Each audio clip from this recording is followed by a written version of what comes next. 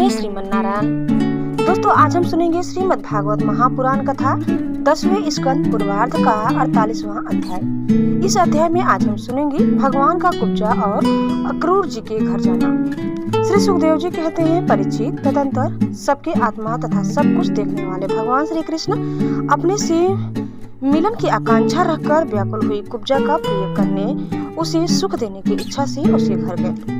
कुब्जा का घर बहुमूल्य सामग्रियों से संपन्न था। उसमें श्रृंगार रस का उद्दीपन करने वाली बहुत सी साधन सामग्री भी भरी हुई थी। मोती की झालरें और स्थान स्थान पर झंडियां भी लगी हुई थी।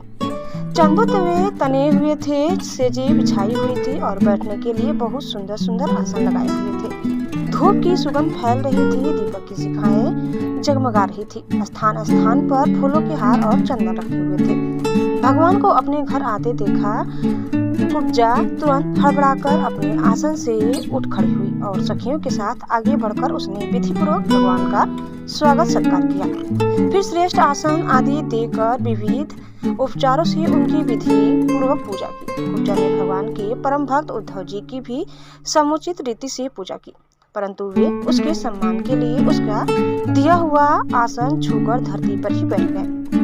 भगवान श्री कृष्ण सच्चिदानंद स्वरूप होने पर भी लोकाचार का अनुकरण करते हुए तुरंत उसकी बहुमूल्य सेज पर जा बैठे तथा कुब्जा स्नान, अंगराग, वस्त्र, आभूषण, हार, गंध, तांबूल और सुधासव आदि से अपने को खूब सजाकर लीलामयी लज्जिली मुस्कान तथा हाव भाव के साथ भगवान की ओर देखती हुई उनके पास आई। कुब्जा नवीन मिलन के संकोच से कुछ झिझक रही थी। तब श्याम सुंदर श्री कृष्ण ने उसे अपने पास बुला लिया और उनकी कंकड़ से सुशोभित कलाई पकड़कर अपने पास बैठा लिया और उसके साथ क्रीड़ा करने लगे। परीक्षित, कुब्जा ने इस जन्म में केवल भगवान को अंगराग अर्पित किया था। उसी एक शुभ कर्म के फलस्वरूप उसे ऐसा अनुपम अवसर मिला। कुब्जा भगवान श्री कृष्ण के चरणों को अपने काम संतप्त हृदय, वक्ष स्थल और नेत्र पर रखकर उनकी दिव्य सुगंध लेने लगी और इस प्रकार उसने अपने हृदय की सारी आधी व्याधि शांत कर ली। वक्ष स्थल से सटे हुए आनंद मूर्ति प्रियतम श्याम सुंदर का अपने दोनों भुजाओं से गाढ़ आलिंगन करके कुब्जा में दीर्घकाल से बढ़े हुए विरह ताप को शांत किया। परीक्षित, कुब्जा ने केवल अंगराग समर्पित किया था, उतने से ही उससे उन सर्वशक्तिमान भगवान की प्राप्ति हुई जो कैवल्य मोक्ष के अधीश्वर है और जिनकी प्राप्ति अत्यंत कठिन है। परंतु उस दुर्भाग्य ने उन्हें प्राप्त करके भी ब्रज गोपियों की भांति सेवा न मांगकर यही मांगा, प्रियतम, आप कुछ दिन यही रुककर मेरे साथ क्रीड़ा कीजिए, क्योंकि हे कमल नयन, मुझसे आपका साथ नहीं छोड़ा जाता। परीक्षित, भगवान श्री कृष्ण सबका मान रखने वाले और सर्वेश्वर हैं। उन्होंने अभिष्ट वर देकर उसकी पूजा स्वीकार की और फिर अपने प्यारे भक्त उद्धव जी के साथ अपने सर्व सम्मानित घर पर लौट आए। परीक्षित, भगवान ब्रह्मा आदि समस्त ईश्वरों के ईश्वर हैं। उनको प्रसन्न कर लेना भी जीव के लिए बहुत ही कठिन है। जो उन्हें कोई प्रसन्न करके उनसे विशेष सुख मांगता है वो निश्चय ही दुर्बुद्धि है, क्योंकि वास्तव में विशेष सुख अत्यंत तुच्छ नहीं के बराबर है। तदंतर एक दिन सर्वशक्तिमान भगवान श्री कृष्ण बलराम जी और उद्धव जी के साथ अक्रूर जी की अभिलाषा पूर्ण करने और उनसे कुछ काम लेने के लिए उनके घर गए। अक्रूर जी ने दूर से ही देख लिया कि हमारे परम बंधु मनुष्य लोग शिरोमणि भगवान श्री कृष्ण और बलराम जी आदि पधारे हैं, तो वे तुरंत उठकर आगे गए और आनंद से भरकर उनका अभिनंदन और आलिंगन किया। अक्रूर जी ने भगवान श्री कृष्ण और बलराम जी को नमस्कार किया तथा उद्धव जी के साथ उन दोनों भाइयों ने भी उन्हें नमस्कार किया। जब सब लोग आराम से आसनों पर बैठ गए तब अक्रूर जी उन लोगों की विधिवत पूजा करने लगे। परीक्षित, उन्होंने पहले भगवान के चरण धोकर चरणों तक सिर पर धारण किया और फिर अनेकों प्रकार की पूजा सामग्री, दिव्य वस्त्र, गंध, माला और श्रेष्ठ आभूषणों से उनका पूजन किया। सिर झुकाकर उन्हें प्रणाम किया और उनके चरणों को अपनी गोद में लेकर दबाने लगे। उसी समय उन्होंने विनयावनत होकर भगवान श्री कृष्ण और बलराम जी से कहा, भगवान, यह बड़े ही आनंद और सौभाग्य की बात है कि पापी कंस अपने अनुयायियों के साथ मारा गया। उसे मारकर आप दोनों ने यदुवंश को बहुत बड़े संकट से बचा लिया है तथा उन्नत और समृद्ध किया है। आप दोनों जगत के कारण और जगत गुरु रूप आदि पुरुष है। आपके अतिरिक्त और कोई वस्तु नहीं है, न कारण है और न तो कार्य। परमात्मा आपने ही अपनी शक्ति से इसकी रचना की है और आप ही अपनी काल माया आदि शक्तियों से इसमें प्रविष्ट होकर जितनी भी वस्तुएं देखी और सुनी जाती है उनके रूप में प्रतीत हो रहे हैं।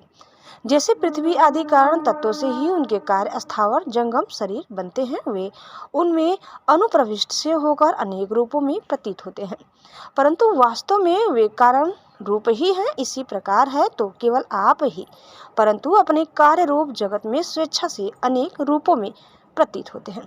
यह भी आपकी एक लीला ही है। प्रभु आज रजोगुण, सत्वगुण और तमोगुण अपनी शक्तियों से क्रमशः जगत की रचना, पालन और संहार करते हैं, किंतु आप उन गुणों से अथवा उनके द्वारा होने वाले कर्मों से बंधन में नहीं पड़ते, क्योंकि आप शुद्ध ज्ञान स्वरूप है। इसी स्थिति में आपके लिए बंधन का कारण ही क्या हो सकता है। प्रभु स्वयं आत्म वस्तु में स्थूल देह, सूक्ष्म देह आदि उपाधियां न होने के कारण न तो उसमें जन्म मृत्यु है और न किसी प्रकार का भेदभाव। यही कारण है कि न आप में बंधन है और न मोक्ष। आप में अपने अपने अभिप्राय के अनुसार बंधन या मोक्ष की जो कुछ कल्पना होती है उसका कारण केवल हमारा अविवेक ही है।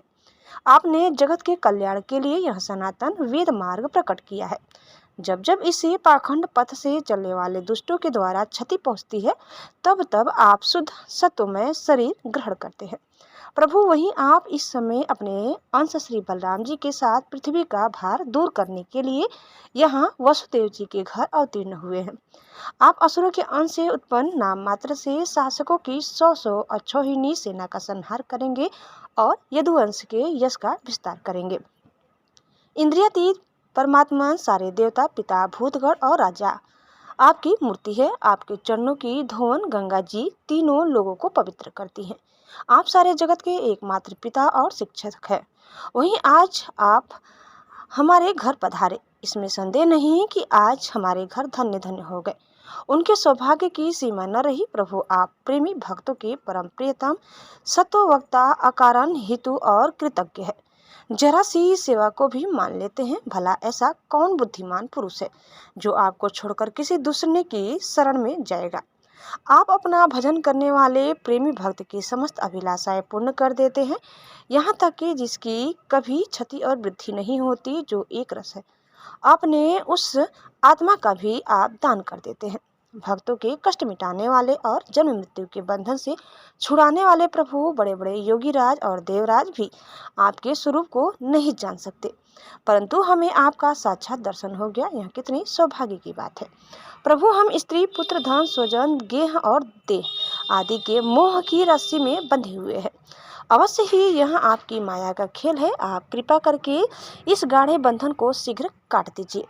श्री सुखदेव जी कहते हैं, परीक्षित, इस प्रकार भक्त अक्रूर जी ने भगवान श्री कृष्ण की पूजा और स्तुति की। इसके बाद भगवान श्री कृष्ण ने मुस्कुराकर अपनी मधुर वाणी से मानो मोहित करते हुए कहा। भगवान श्री कृष्ण ने कहा, तात आप हमारे गुरु, हितोपदेशक और चाचा हैं। हमारे वंश में अत्यंत प्रशंसनीय तथा हमारे सदा के हितैषी हैं। हम तो आपके बालक हैं और सदा ही आपकी रक्षा, पालन और कृपा के पात्र हैं। अपना परम कल्याण चाहने वाले मनुष्यों को आप जैसे परम पूजनीय और महाभाग्यवान संतों की सर्वदा सेवा करनी चाहिए। आप जैसे संत देवताओं से भी बढ़कर है, क्योंकि देवताओं में तो स्वार्थ रहता है परंतु संतों में नहीं। केवल जल के तीर्थ ही तीर्थ नहीं है, केवल मृत्तिका और शिला आदि की बनी हुई मूर्तियां ही देवता नहीं है। चाचा जी, उनकी तो बहुत दिनों तक श्रद्धा से सेवा की जाए तब वे पवित्र करते हैं, परंतु संत पुरुष तो अपने दर्शन मात्र से पवित्र कर देते हैं। चाचा जी, आप हमारे हितैषी सुहृदों में सर्वश्रेष्ठ है, इसलिए आप पांडवों का हित करने के लिए तथा उनका कुशल मंगल जानने के लिए हस्तिनापुर जाइए।